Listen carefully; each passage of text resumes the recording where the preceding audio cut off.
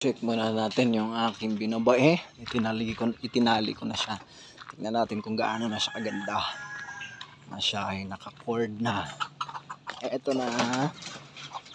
Yan na yung binabae. Ang ganda na ng forma na.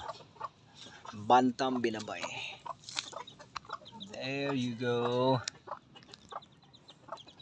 Ayos ba? Tingnan natin.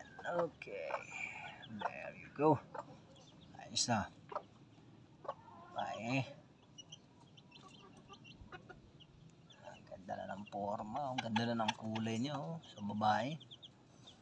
Yan yung binabae natin. Oh!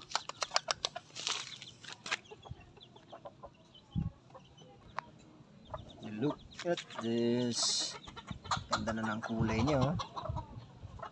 Binabae na talaga.